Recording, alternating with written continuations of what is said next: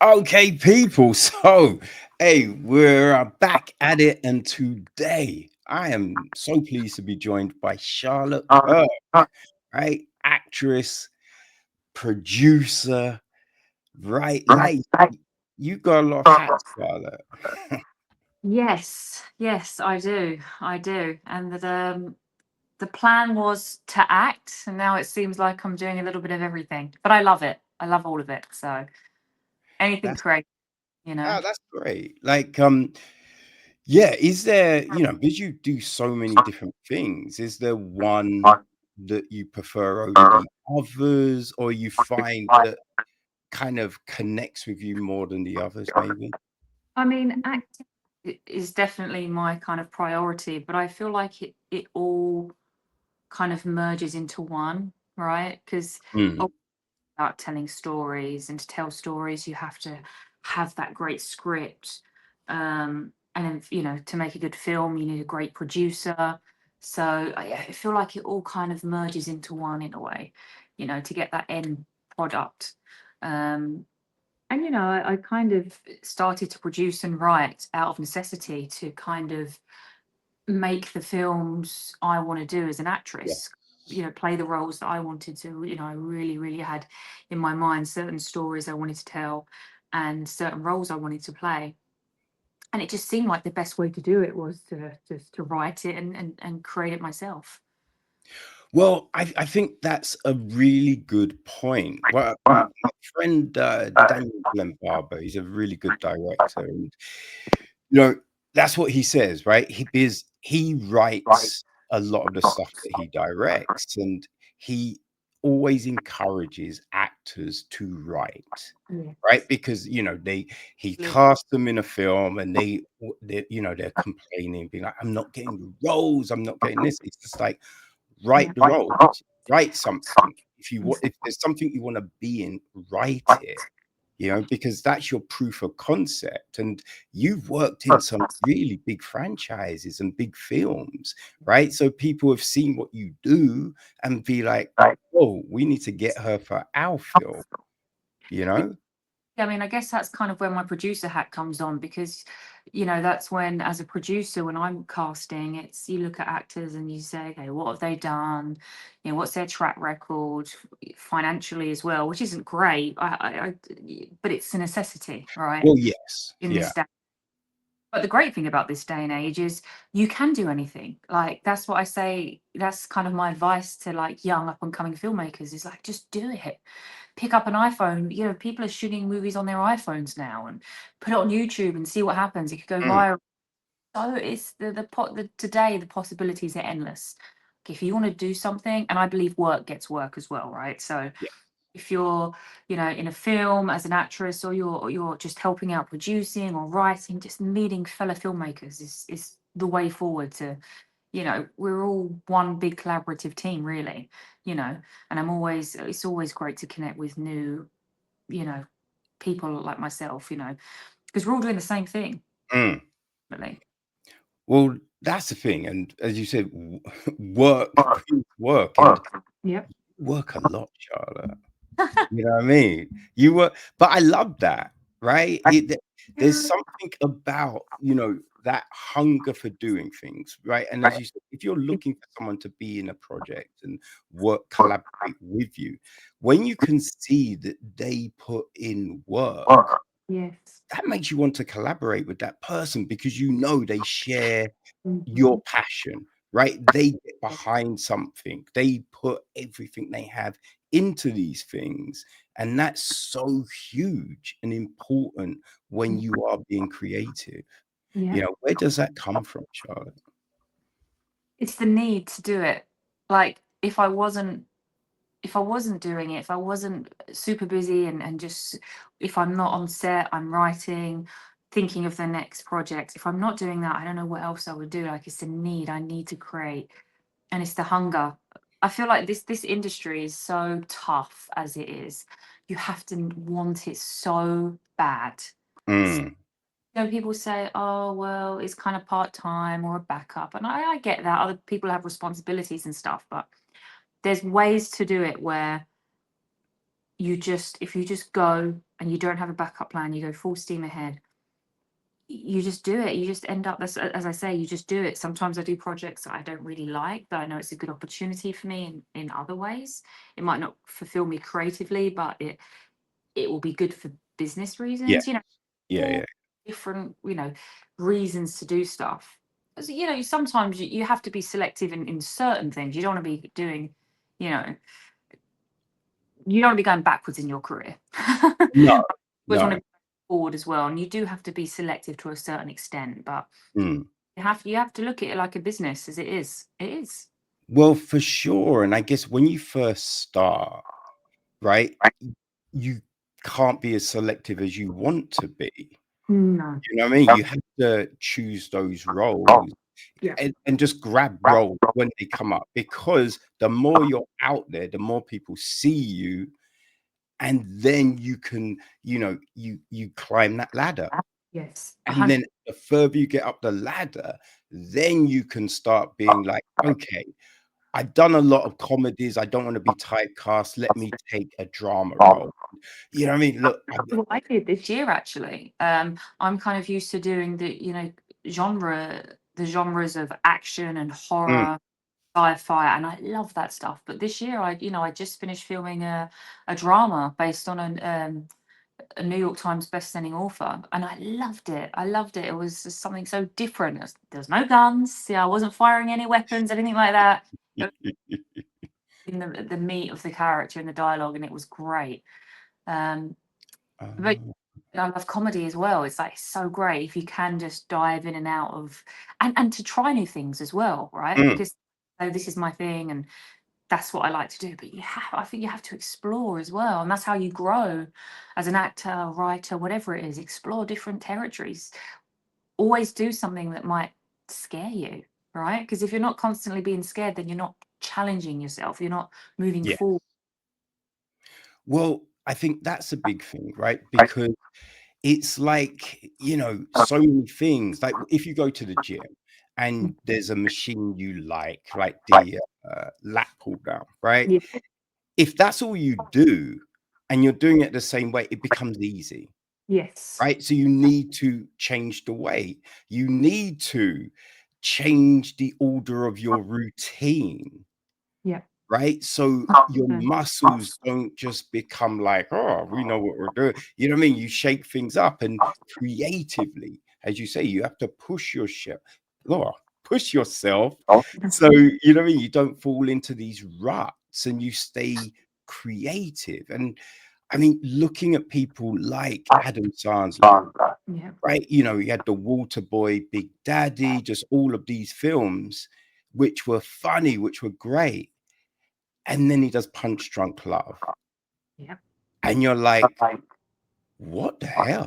And I uncut didn't gems. know he could play serious. This is fantastic. Yeah, Then he does Uncut Gems, and you're like, yo, you know what I mean? And it's just trying that thing, pushing yourself, and it helps you as a whole because I've got these new muscles, I've got these new skills, and you can bring those things into other things and other bits of your work and stuff. yeah, I always feel like in each film I'm always learning something new, like physically. Like Mm, my first leading role, The Reckoning, was actually the first film that I co-produced, produced and co-wrote. I had to learn to horse ride. I had to learn to sword fight. As a medieval yeah. horror. And then for The Lair, the second film, I had to learn, how to fire a gun. Being a Brit, it's not that normal for us, so I No, had to learn how to fire A47 and with blanks, the real thing.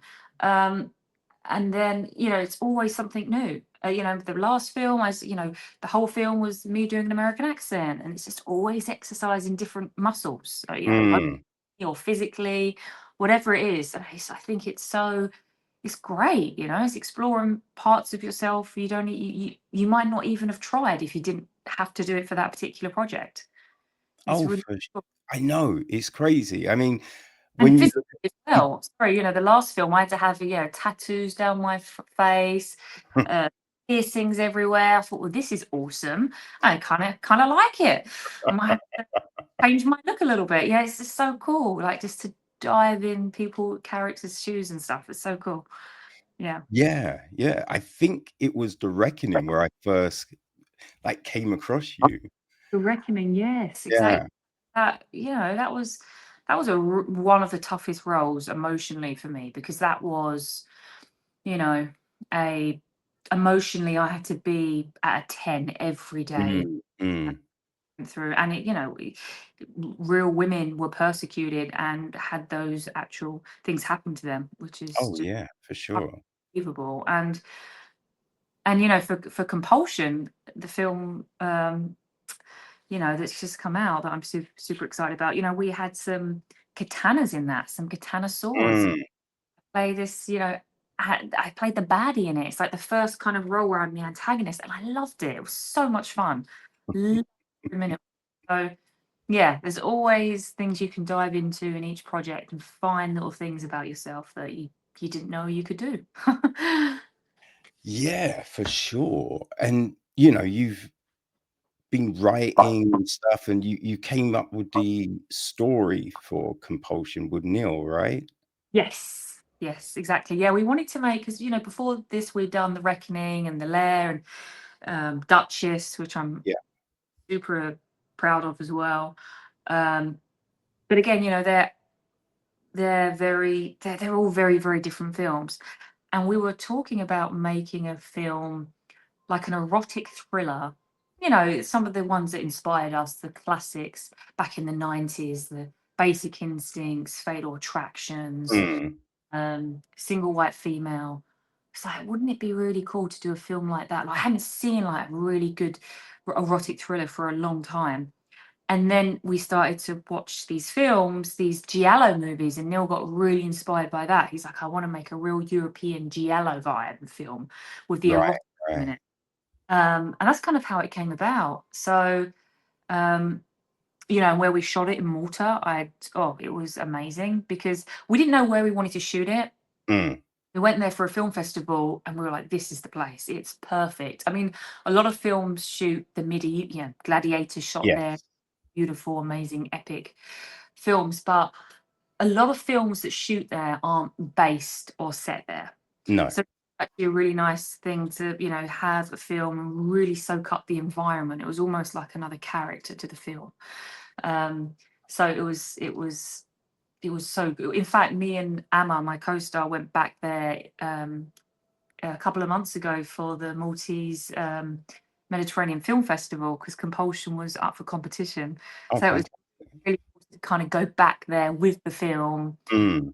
And they even like made a thing out of it, like, if this is a film that's actually based here, because a lot of films shoot in places where they're not actually based. Yeah, yeah. But it's really for New York. So you can really, you don't have to hide around stuff. You can use Mm. the environment around you. Yeah, yeah. So, what was it that kind of, sparked really, like, the real acorn that sparked the kind of idea of making this? Because, what I mean? Like, as you say, you've done all of these other films, and you thought you wanted to do, like, an erotic thriller, but why how did that, like, come to you? Me and Neil, when we've been collaborating before, we've both said we want to make movies that we want to watch, right? And we go through stages, right? So Yeah, we stage of October, we watch lots of horror movies, then you watch loads of action movies, and then we're just going through this phase of watching all these amazing, erotic thrillers or giallo movies. yeah. And that's when it was like, well, let's make a film that we want to watch that hasn't been done for so long. Mm, mm. And obviously Neil Marshall put his Neil Marshall stamp on it, with all the blood and the guts and the killing.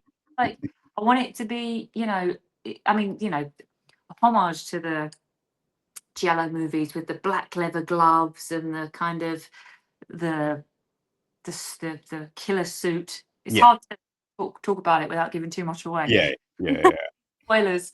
Um, like, really visually, it's really visually kind of stunning, really. Like the colors and the contrast, and the again, I don't want to give anything away, but the death scene, that lasted, Mm. for a long time, the stabbing scene. So it was just all those elements. And for me, I guess as an actor, I thought it'd be really cool for me to play this kind of role. When we were writing it, I wasn't quite sure which role I wanted to play.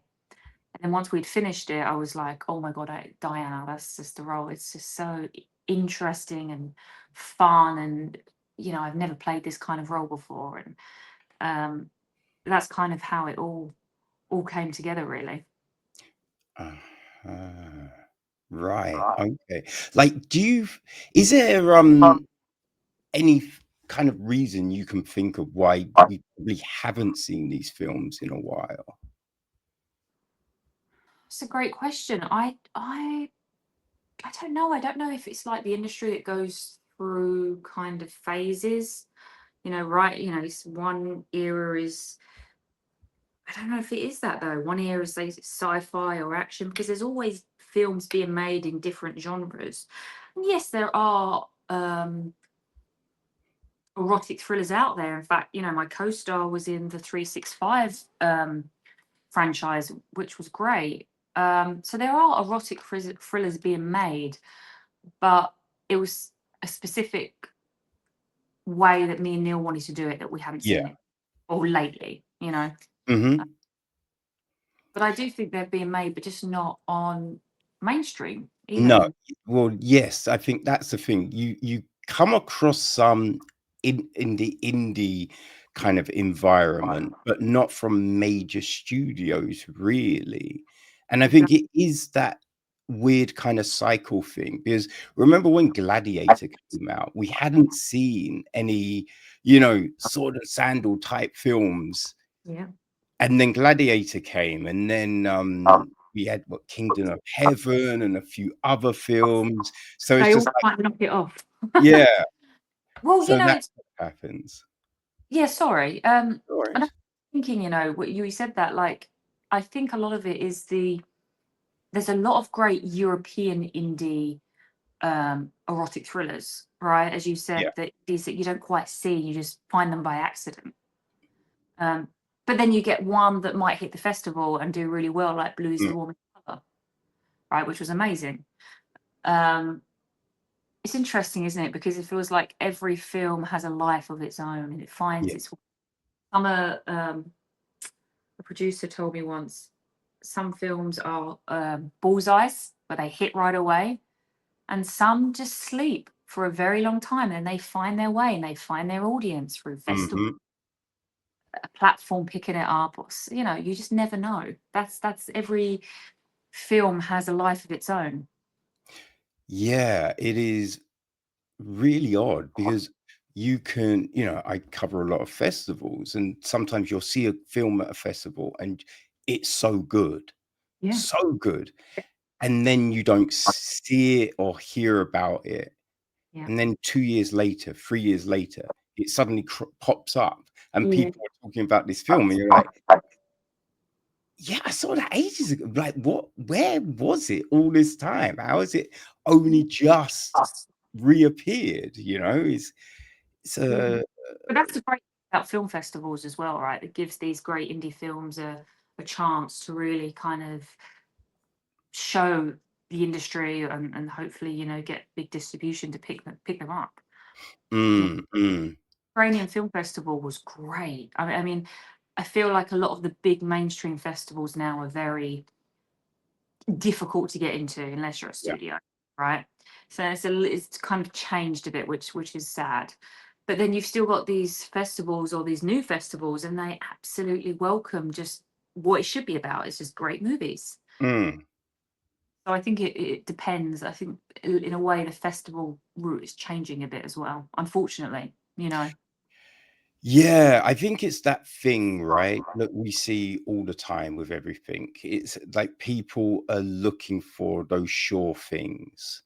Right? Mhm. They're like, "How can we" because there's Yeah, so many festivals, right? So yeah. it's just like you're going, "Which ones do I go to?" So they're Mhm. thinking, "Okay, to lure people to ours, we want all the big studios, we want all the big films, all the big actors, so we'll fill it with those. Oh, there's not much room for some of the smaller stuff." Right? Well, And that's that's what what they're there for, yeah. start with. Give the indies a chance. Mm. But, the great thing about, indies now and, the studios have competition. They really do because the indies now can find their way and find a massive audience on the streaming, you know? Oh, for sure. For Yeah, sure. Netflix, whatever it is, you can really just get your film out there. If it's good, word of mouth is still very powerful. It definitely is, but I think the key is, though, of that initial push to let people know it's there. Mhm. Because it Yes. can Yes. get just sometimes you'll come across a film and you didn't get an email about it, there's like Netflix Prime send out, "This is what's dropping this week, coming up," and it some films aren't mentioned in those, you know, messages.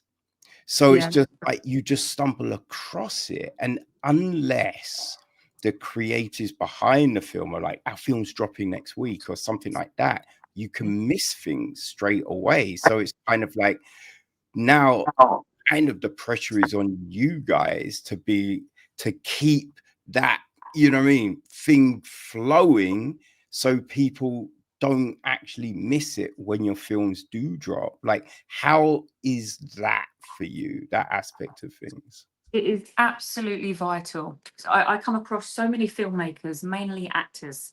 They make a film and say, "Okay, I've done it now, and that's that." It's like, no, Mm, you gotta, yes, and when it comes out in a year, you gotta do all the promotion. You gotta push it. It's a business, and if you want people to see your movie, it's tough out there.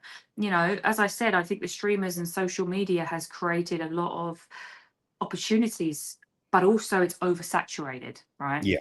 So if you don't get your film out there, and it's got to be good. That's why I try and make films that like Compulsion and Duchess and all my films. I always try and do things that are breaking boundaries a little bit. Like I don't like to make vanilla movies. I like Mm, just let's play it safe. You can't do that now. You no. can't. And you've got to, people go, oh my God.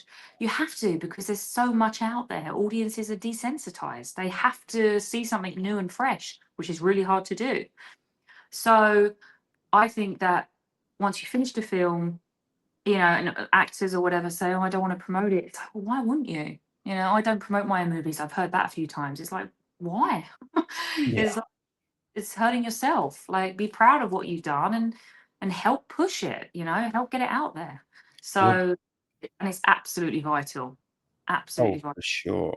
The weird thing I have seen is like, you know what I mean? Because when I do this stuff, I want to put like all the information out there so people can find everything, right? Yeah. So that's putting the actors' social links and bum bum bum.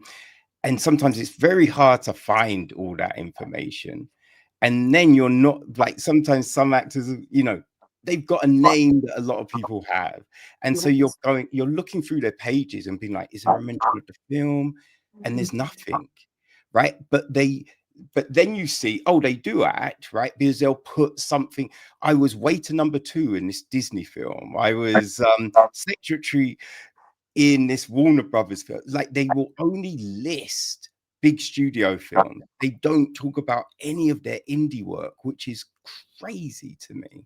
It is crazy because it could be one of the indies the way you stand out. I think I've made Mm, a name for myself in the indie world. Yes, I've done studio movies, but it's the indie movies personally I'm most proud of that I've done myself. yeah, And in this business, you never know. In this business, no one knows nothing. We don't know. We don't know if the movie's going to be a hit. We don't know if it's going to flop. We don't know if it's going to get good reviews, bad reviews. You don't know. It doesn't matter how many years you've been in the business, how experienced you are. No one knows anything. And another quote that I heard that Oh gosh, I've lost it now. Where is it's a good one. Uh, I mean, assuming things is the Mm, mother of all fuck ups. yeah. Assume, yeah, this is gonna be good. Yeah, it's good. No, it's you can't. You just don't know. But you make films and you have to be proud of them. Everyone's gonna have their own opinion, right? With it, if they like it or don't. But you have to, what you've made, whatever it is, and be proud of it. You have to be.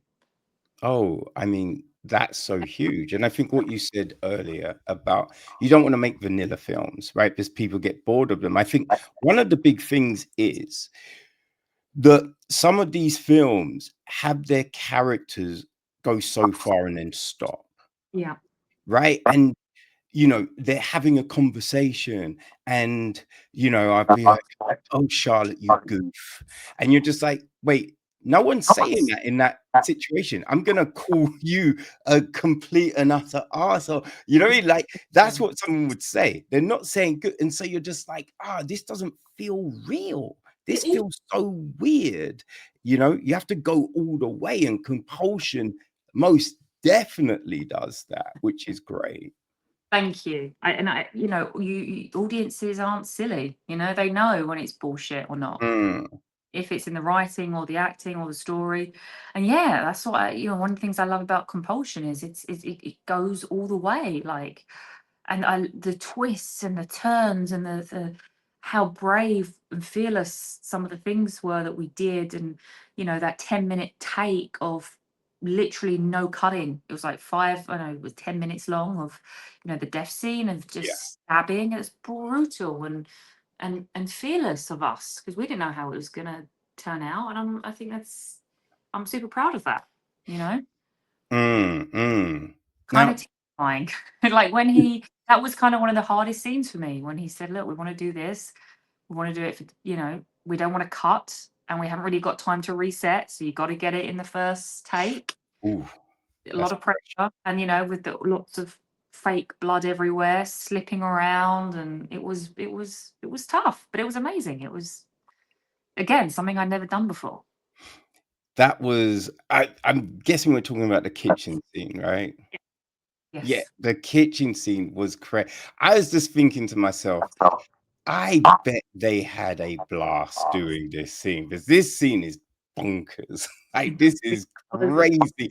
But I did like the fact that the length of it was the length of it, right? Because so many times in films, right, if you're having a fight with someone, they punch someone in the face and they're instantly knocked out, and you're just like, it doesn't work like that, right? exactly. Or if you stab someone, they're not going to just drop dead unless you go through the heart or something. Exactly. You know what I Exactly. mean? So it's just that sometimes things are gnarly, like it's a slow, long thing. And Yeah. so this where, you know what I mean, it's like so frantic and, dire, and you just made us feel all of that, right? How perilous that situation was. It was palpable and it was great. Thank you. No, it was, we had time to rehearse it, which was great, and we needed that. And as Neil said, he wants it to be as realistic as possible. Like Zach, the actor, he's a big lad, and Mm, Emma are tiny compared to yeah. him. But even if there was two of us to kill one guy, that's going to be tough. He's Mhm. very big, strong lad. So the one stab wasn't going to do it. He said, think of it as like you're two hyenas and you're killing a lion. That's kind of how it is, Yeah. and it's going to be tough. And again, we made sure that the stabs were not going to go through any vital organs and stuff like that to make it as believable as possible. And yeah, we didn't rehearse with any of the blood, so that was, I didn't know. It was pretty slippery, but one of the best moments for me to film in the during the filming. But it was the scariest as well because we had one take, and that was Yeah. that. And there was no cuts. You can't hide behind. Mm. That's the thing. Um, but we did it, and and Zach and Emma and everyone was great. It was a tough one. It was a real tough one, but I think it comes across as realistic as it really was. Like it was Mm, raw, animalistic, and we were slipping everywhere on the floor, and you know, so many things could have gone wrong. And it didn't, thank God. Like, Zach had the blood um, vest under him, and to make sure all the blood would come out when we were pushing it. And, when we didn't have any, of course, real blades. yeah, So it was so meticulous, like stab him. But if you bend your wrist like that, it's obvious that you haven't yeah. gotten. It was a lot of things to think about at once. It was like learning a dance. It was very choreographed. You stab, then I stab, then you Mm, stab mm. over and light a cigarette and so many things at once. Yeah, that's interesting because I was going to ask you about the choreography of that, right? Yeah. How long do you get to kind of work that out, and how easy is it to remember all the beats when it is such a kind of frantic and kind Mhm. of uncoordinated Yes. in a visual aspect, right? Because it's a fight, so it can't look, "Oh, she goes, I go." Like, Slick. "Hold on, it's my turn," right? So it has to have this feel and look to it. So how easy is it or was it putting that together? Well, we had around 2 days with the stunties who were great. But that was all the fight stuff. That was Mm, learning dance in the Madame Carmelina scene. That was the fight between me and Evie. So it wasn't really much time at all, to be honest with you. I would say half a day in total to rehearse yeah. that, which is nothing really, because it was again so much to learn. And I think, you learn the moves as much as possible like a dance. A lot of it's muscle memory as well, Yes. right? But then you have to forget about it. Otherwise, as you said, it would look like you go, I go, and it would look too mechanical. And it's okay if it looked a bit messy, because that's what it Mm. would. Oh, for sure. Like you get as many beats down as possible, but then you just got to forget about it and lose it and go with it and see Yeah. what happens. Kind of like acting, right? You get into the role, you learn your lines, you get into the character, and then it's just nice to go on set and just forget about it and go with your instincts and see what happens. It's the same Mm. kind of, but this Yeah. was hard. It's like the pressure was on, that is for sure. But again, probably because I'd never done it before. You know, I'm not a stunt. Mm. Well, I think it's, I think even if you had done it, I feel there's probably going to be pressure, right? Because this is something you're passionate about and Yeah. you want it to be so good. And I think pressure isn't a bad thing, right? No. Feeling nervous isn't a bad thing because it just shows how much you care. And I Yes. think whenever you become like, ugh, this is going to be a breeze, that's when things can fuck up. You know what I Yes. mean? So it's 100%. just like having that tension, that fear of Mm, things, it allows you to really take your performance to that next level. mm. And that scene is very believable. We do buy it, which is fantastic. You know what I mean? Because I had no clue what the hell this was going to be when Susan sent me the film. Because I saw the poster. I've got That's bad really eyesight, so I thought it was going to be some ninja film or something. fast. You know what I'm saying? Like I didn't see the face mask, right? So I thought, oh, cool. I haven't seen a ninja film in a while, and I'm like, wait, they're driving cars. Like, what's happening here? What is this? So, night always good to go into a film and actually not know what you're going to see. Like, Oh, don't watch the trailer. Don't let the trailer spoil it for you. Right? You go in with a completely open mind. Um, Yeah, and I feel like when you mentioned about fear, like for me, any project that I go into, any new project, I always have that fear. But if you don't, as you said, that's not good, because it's you don't mm, care, or you kind of think you've got it, and I don't think that's never the way. Like you're always learning, right? yes. When you're in when you've done so many films and you're an Oscar winner and you're Al Pacino, you're still learning, right? Because every film, every role is a different experience. Mm, You're always learning, so you are going to go in with with fear because it's the unknown. yeah. Every project is is a different animal. You know, even if you conquered the previous film, doesn't mean the next film's gonna be as good. Mm. It's Oh, for sure, for what a sure. wonderful industry. Yeah. Now, I will say the one time I went into something not knowing what it was, there's one time where that was completely just it wasn't the best. Sorry? Was it a horror? No, no, no, no. So what Uh, it was, right? Gosh, I think it was 2 years ago, maybe 3 years ago, London Film Festival, and there was a Diana film.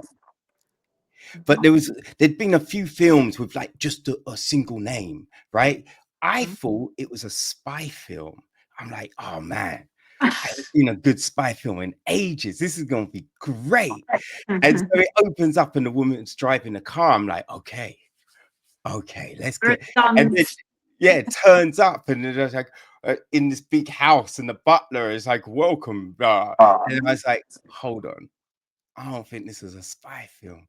And, and then I worked out, I'm like, they said the name, and I'm like, oh, it's about Diana. Oh, that's what it is. I was just like, okay. What film, like, okay, it's not a spy film, but you didn't read any of the reviews, you didn't watch the trailer, so you don't know what that point of view is, like what the story is. It's Yeah. super cool. Really. So I guess my previous film, Duchess, I don't know if you've seen that, but if you hear Duchess, you think this is going to be a British period drama. Yeah. But it's it's lots of guns, and it's pretty much a British gangster movie. So cool. I might do that. Just watch the film and just not see the trailer or the poster and just see what it Oh is. no, it's really good because again, like putting together the web pages for a film once you reviewed it and everything. So Yeah. I'd get the trailer and all of this stuff, and I'd watched Us, the Jordan Peele film, and oh my gosh, it's so good, right? He's incredible. He's incredible. Wow. Oh, he's mad, and from you know, Keel and Peele, you'd never have known. Like he goes on to do this stuff. So I thought Us was great, but then because I had to get the trailer, I kind of saw some of it, and I thought it gave away some of the elements because you have the girl by a mirror, and I'm like, you're kind of, and the look on her face, and I'm like, you're kind of taking people to the point where they might make an assumption of what this could be. And I'm just like, that's no. Like, so I was so glad I didn't see the trailer for that or know about it before I saw it, I feel like a lot of trailers today, like I know friends of mine that don't even watch trailers. They're like, Mm. today it gives the whole story away. Oh, for sure. For You have sure. man voiceover today, like he used to do the voiceover for all the trailers. It was really, really cool. Yeah. That gave it away a little bit, but I think now more so, unfortunately. You see the whole film. Pretty much. Yes. Well, if it's a comedy, they put the best jokes in the trailer a lot of the time. So it's just like what or the twist, right? So you or a bit after or before the twist. So oh, right, that's gonna happen. Like, so it's just like, why would you do this? It's so bizarre. It's so bizarre. Well, I'm glad we don't do that in Compulsion because obviously there's lots of twists and turns, Oh especially. my gosh. There Uh, really, there uh, really is. People do that in the trailer, and there's a couple of trailers out there, so I'm really pleased about that. A friend of mine, I said to her the other day, "Oh, did you see that film?" She's like, "No, I watched the trailer. I don't need to see the movie." Mm. I'm like, "Wow, how?" And the poster, Mm. amazing, gave Yes. nothing away. Yeah. That, That's the thing. It's just your poster is very eye catching, and there's intrigue to it. So it yes, kind of makes you go, yo, what is this? You know what I mean? And when you see a good poster, it does make you go, yo, what is this? You know yeah, what I mean? Like you want to be drawn into something, yeah, right? Posters, trailers, you know, these are all pull factors Mhm. for people. So Mhm. they've got to grab that attention. They've got to stand out because, you know, there's so many, Yeah, right? So 100%. you have to be creative and put something together that works. But yeah, a lot of the time it's just like if we show people everything, that might make them interested, and it's just like, well, I think it's too audiences, much. yeah, it puts people off. It Mm, goes, well, we've seen it, you yeah. know. Give them the intrigue. Let them download the film because they want to see what happens instead of giving it all to them, you know. Mm. Yeah, but I That's the think thing. Compulsion, there's a lot in there, but it's not telling the story, you know. No, no. Now, with films, right, a lot of times you'll watch the first few minutes or half an hour, you pretty much can work out what's happening at the end. And I think with Compulsion, like, you show people something so an assumption can be made, and then something else happens, and you're like, Yeah. "Okay, so it can't be so what could this be?" And so it was, like, great because, it kept you guessing really close to the end, and I was just like, "Oh, shit, where is this going? Like, what is happening here?" Like, how early on, like, when you were kind of you came up with that initial idea that you wanna make this kind of film, like, did you go, "Okay, we wanna make this film and we wanna have, like, multiple twists in it," or, like, when did you kind of think, "Okay, let's do this and then take it here and then take it there and then go?" I think it was inspired by the Giallo films with the people in the suits, and you never know who the killer is. You just see like the black leather glove, and Mm, you don't. And there's lots of twists and turns. I know that's where Neil got his inspiration from the kind of twists and the turns, and just as it developed, like for example, my character, you think she's this kind of free spirited, fearless person, but then at the end, you just see that slight twist where she's pretty terrified of Evie. And in fact, mm, one you should be scared of. But then is it so? Because it's got so many layers to it. Because in a way, I believe they've both met their match. And also, yeah, at the end, they kind of switch, and Evie starts to act and dress like Diana, Diana like Evie. And it's just so intricate. It's so interesting. Um, so there wasn't like a definitive moment of, we want to do twists and turns. It just kind of happened that way. And I think it comes with the territory of this kind of film. Yes, mm, like, come on, we can play with this. Who's the killer? And we kind of do leave it ambiguous in a way. It's like, okay, so who killed which person? Or mm. both do it? Yeah.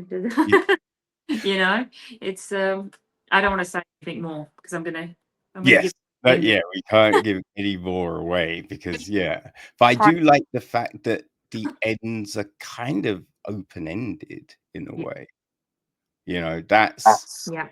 that's very good because, Both yeah, They both, Diana's in the sunset, goes off in the sunset, kind of gets what she wants, but she doesn't have Evie, and I think there were some feelings growing there. mm, And Evie's story is pretty tragic, but she survives as well in the hospital bed. So, but yeah, we both essentially get away.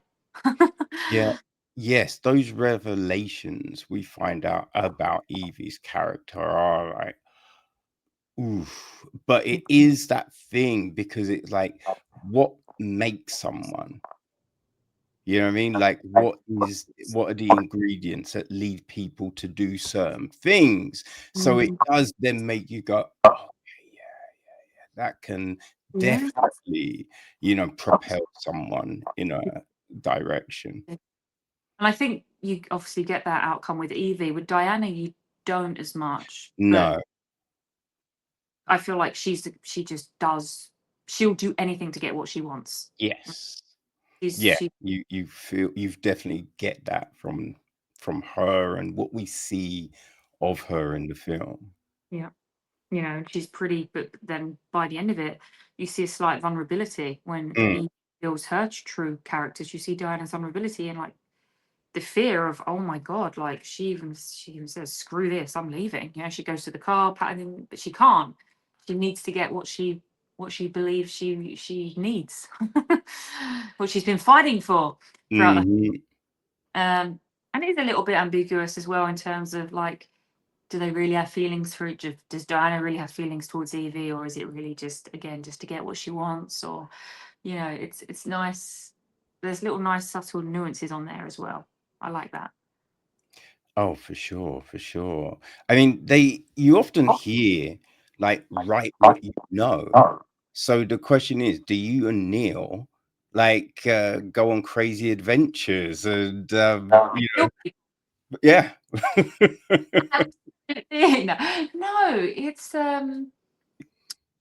write what we know. I mean, in terms of story, I think Neil, as a writer director, and him coming from the horror world, he's obviously great at writing horror and action and seeing things as a director. This is what I want to do. This is what I want to see.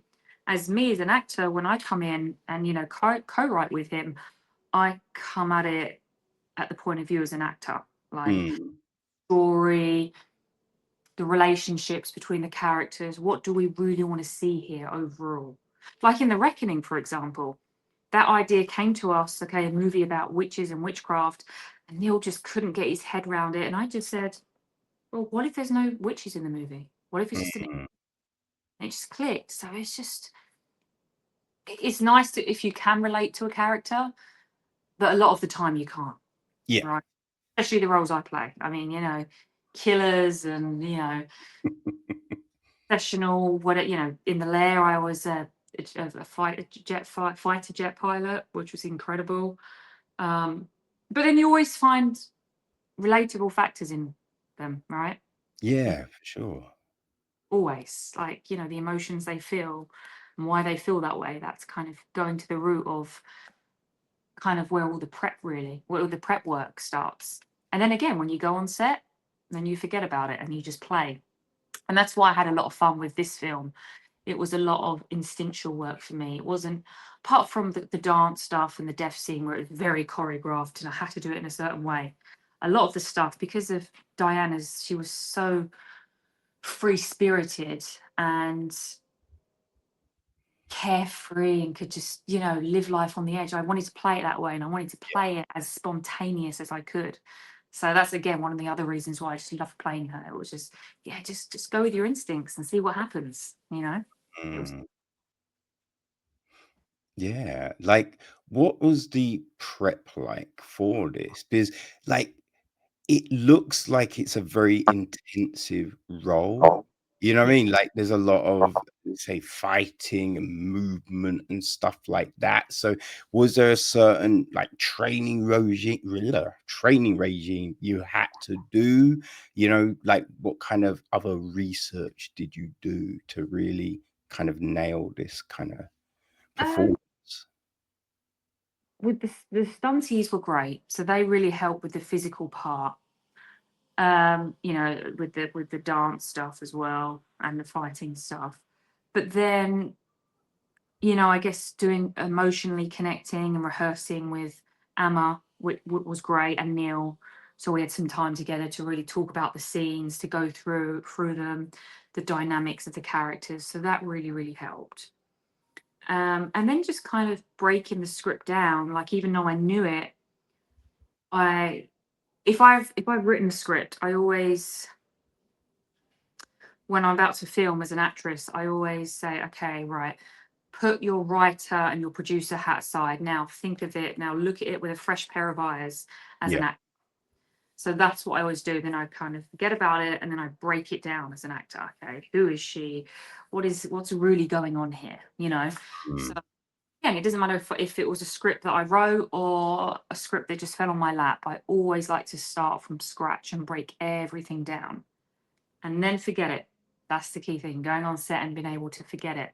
And this was the kind of character that I really could, you know, play it carefree because that's Yeah. exactly you know. Mhm. No, that's great because I think when you I think word erotic thriller, right? That carries a lot of kind of assumptions, Yeah. as you might say. But I Mhm. think the way Neil shot this was great, right? It looks very like there's that intensity to it, Yeah. but also it's it's not uh it's not over top with some of the with the, a lot of the scenes. It's tastefully kind of shot, but it still Yeah. has that kind of edge to Yeah. it. And Yes. I think with the scenes with you and Anna, you do buy the feelings. You know what I mean? You do buy like this seduction Yeah. and everything like that. So it really does, have this incredible feel to it in that way. Like, Yeah. was like the conversations with Amma and all of this kind of thing, did that help build that, closeness to be able to really sell Mhm. these scenes? Yeah, and I think as you mentioned there, it's everything, right? So it's the DP Ali, he was amazing. The way he shot it, the lighting, kind of the mysterious. Um, and then you've got the props, the locations, hair and makeup. Everything came together so nicely. Mm. That's what made it look and feel. And of course, all the other actors as well. Oh, Um, yeah, they were great. it was really an ensemble piece here for in terms of coming together and making this kind of film. Yes, me and Emma had great chemistry, which is absolutely vital, but you know, the way it was shot and the colours, very nuanced, like bright. The Madame Carmelina scene, how amazing was that? With all these Mm. dancers in the background and the music and everything. I think it all came together nicely. Um, but yeah, we did have a lot of discussions, not much time to rehearse, but we did discuss a lot and we rehearsed a little bit on set each day. And the environment helped as well. Again, like we were filming where it was meant to be set. So that Yeah. was cool, like soaking up that environment as well. That really helped. Everything helps, putting on the costume, the hair and makeup, being in the location, all kind of just immersing yourself into it. It brings it all, it kind of all. And I think if one of those departments doesn't work, you can see it in the film, Yes. and the Oh, film pays for it, right? But I think with this, it came together really nicely. oh man, yeah, that's a huge one, right? Because performances can be great, but if the wardrobe doesn't work, right, you just be like, wait, that Looks- I feel the characters wouldn't be wearing that stuff, or that Yeah. stuff doesn't fit the environment or the historical setting and time. So those things have to really work. As you say, the lighting, Yeah. everything, and because it's in Malta, you've got this brightness outside, and then you have these darker scenes and things like that. You have like the scene at the beginning with the guy in the shower and just Oh like yeah. the shadow and just all of that, right? Because you have to buy like the person coming in and all of this. So all of Mhm. these things really help to build this visual, expression that the viewer is kind of taking in, and it's done really well. And I'm glad you mentioned the Madame Carmelita bit because so many times when you have a film and they're doing something in a club, you don't buy it because you're like, wait, there'd be more people here. Like it doesn't look like there's an atmosphere or a vibe. But Exactly. but with that, it Atmosphere and does vibe. look That's it. like, what I mean? It's full and there's these people, everyone there, and you buy the vibe of what this club must be. So that was great. That's really, really cool. I'm glad you You think that because that was, that was, well, every scene is big, but that was a big one for us. And again, like, I'm no dancer, so again, learning those moves, there's a couple of moves there we had to learn, and the costumes, and great background artists, and then I guess some of them were professional erotic dancers as well, but you can really feel it, and they're really Yeah. putting their energy into it. And yeah, like, if you've got one bad person in the background and they're just looking at the camera, or uh, just ruins everything. Mm, Yeah, everything has to flow just right, and that scene, yeah, is one of my favorites as well. Like, in terms of costume and the ambiance, and it's really, really cool. Like, that was a fun one as well. Yeah, and the location as well, and that beautiful old like, haunted, definitely haunted,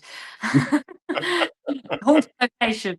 Um, and yeah, just the everything worked nicely there, because everything was real. We had real professional dancers, and mm, we had the music on as well, like in between the talking, which really helped people get the energy up and the yeah. atmosphere. And you're right, I've seen films and it's like, oh man, it's not obvious that they're in a club or a bar or a cafe. Like, there's no ambiance, and you can feel it. Mm. Oh, You for can, sure.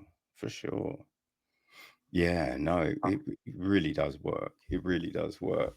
As a little 11-year-old growing up in Kent, did you even imagine any of this? Like, being at this point in your career, doing so much stuff and writing, like acting, being like so big. no, I didn't. I knew I loved this, performing, the arts. I knew I loved it, but I didn't know. I knew where I wanted to be, but I didn't know how I was going to get there. You know, Yeah, and really, ultimately, it came from me creating my roles, and writing them, and playing the roles that I want to play. But no, I never ever dreamt of this really. I was hoping for it, but I wasn't sure how I was going to get there and if it was going to come true. Like, be relentless. You got to be relentless and just go for it. And now I think it's easier in a way, because there is a lot of opportunities out there. You yeah, know, there really is lots of content being made, lots of opportunities out there to make good stuff. yeah.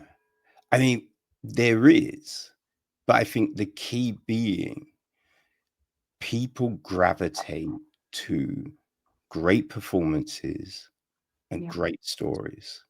yeah, You know what I mean? So you can make a whole ton of films, but if the story is paper thin, if true. the performances are wooden as hell, yes, you've got 40 movies, but they don't move the needle, right? So it's about and you've said it throughout this conversation, you know what I mean? And I think we can see it in all your work, right? It's the work you put in, right? Yeah. It's the Yeah. way you push yourself. Mhm. You know what I Mhm. mean? It's looking to expand your knowledge, right? You're producing, you're writing, like you're doing all of this stuff. So you are constantly sharpening your sword, right? As it were.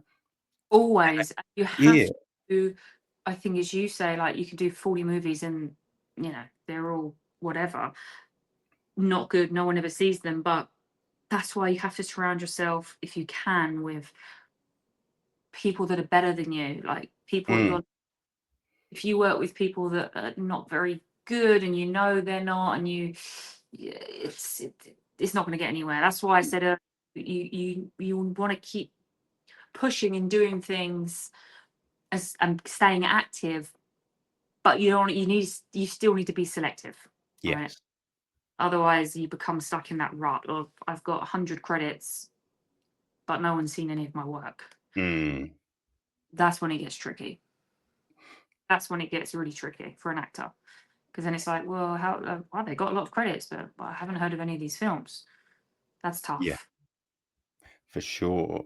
but then it comes into the whole thing about, pushing what you do, Yeah. right? Like the amount the amount of times, right, you hit people up and be like, "Yo, would you like a conversation about your film?"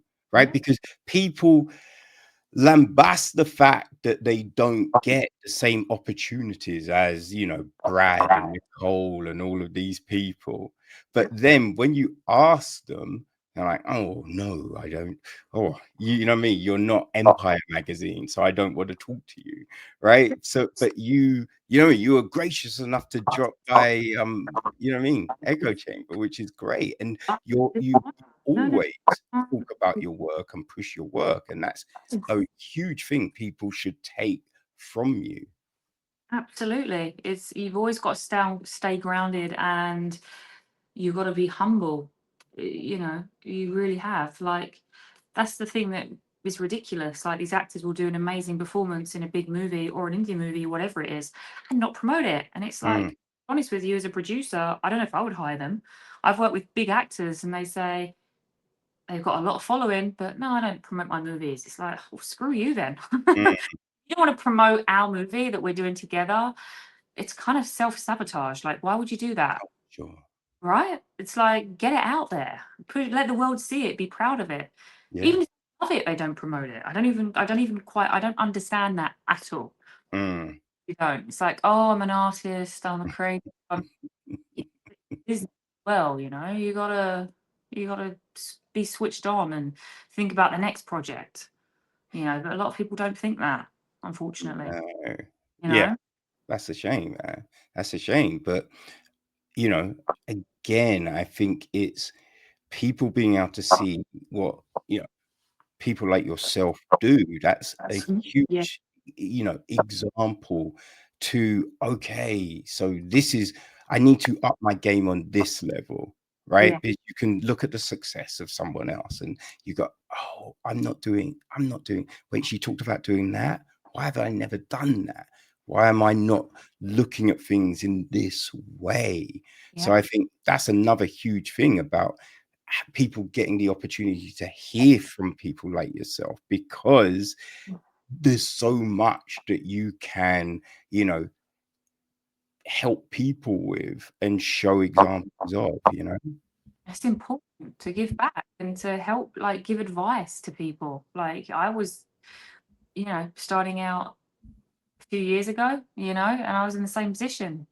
This isn't really an industry where people teach you or tell you, like Yeah. medicine, being a lawyer, going to university and graduating. It's just not. It's kind of Mm, so different. And there's so many different ways in the industry as well. It's but I think, again, it's an interesting time because people can really get out there and do great work and put it on the internet, and a lot of people are going to see it, right? You know, it's yeah. the possibilities are endless at the same time. Um, but maybe it's because I produce as well. That's why. But even if I didn't produce, even before I produced, I always understood the necessity to promote and self promote and get myself out there and promote my films, because it's a no brainer to me. You know, Oh, you have for sure. you For have sure. And to, and word of how, mouth is so. yeah, no, it's fantastic. How can people get to see you in Compulsion? I mean, that's the big one, Charlotte. That is true. So it was released on Friday through Saban. It's on the usual suspects: Apple, iTunes, Amazon. And yeah, it's out there now in the US, so I'm excited. I'm really, really excited. A lot of people have come back and said they really enjoy it. So uh, yeah, I want more people to see it, and I want to hear what people have to think. What they think about it. Oh, fantastic. And where do you go from here? Where do I go from here? I'm in post production on 2 films right now, on a Mm, movie that I did with myself and Jason Isaacs, and the whole movie's great. improv. So that's pretty mental. And then I'm also in post production on my the love story that I mentioned to you. Yeah. So editing, I'm kind of in the edit room at the moment. and you know, promoting this and getting it out there and hoping people respond to it in a positive way. Oh, I'm sure they will. I'm sure they will.